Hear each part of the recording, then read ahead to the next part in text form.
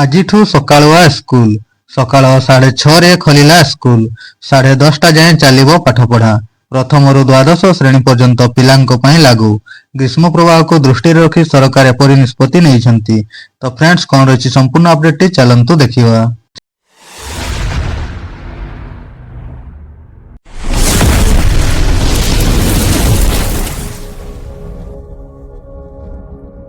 ଚାରି ଘଣ୍ଟା ଧରି ପିଲାମାନେ ସ୍କୁଲରେ ପାଠ ପଢିବେ। ଗୁରୁବାର ଏନେଇ ଗଣଶିକ୍ଷା ବିଭାଗ ପକ୍ଷରୁ ସୂଚନା ଜାରି ହୋଇଛି। ଏଥିସହ ରାଜ୍ୟର ସବୁ ଜିଲ୍ଲାପାଳଙ୍କୁ ବିଭାଗୀୟ ସଚିବ ଚିଠି ଲେଖିଛନ୍ତି। ତୁରନ୍ତ ଏହି ନିର୍ଦ୍ଦେଶକୁ ଲାଗୁ କରିବାକୁ ପରାମର୍ଶ ଦିଆଯାଇଛି।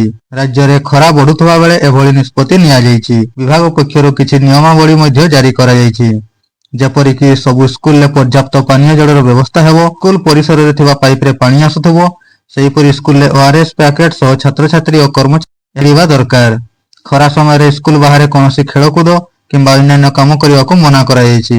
ଛାତ୍ରଛାତ୍ରୀମାନେ ସାଙ୍ଗରେ ପାଣି ବୋତଲ ନେଇ ଯିବେ। ଆସନ୍ତା ଏପ୍ରିଲ 2ରୁ ରାଜ୍ୟରେ ସ୍କୁଲ ସକାଳୁଆ ହେବ ବୋଲି ମଙ୍ଗଳବାର ରାଜସ୍ୱ ମନ୍ତ୍ରୀ ସୁରେଶ ପୂଜାରୀ ସୂଚନା ଦେଇଥିଲେ।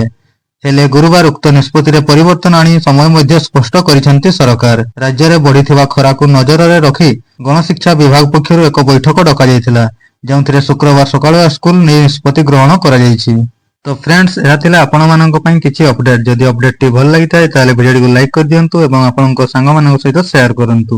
ଯଦି ଏହି ଚ୍ୟାନେଲରେ ନୂଆ ଅଛନ୍ତି, ଚ୍ୟାନେଲଟିକୁ ସବସ୍କ୍ରାଇବ କରି ବେଲ୍ ଆଇକନଟିକୁ ମଧ୍ୟ କ୍ଲିକ୍ କରନ୍ତୁ। ଧନ୍ୟବାଦ।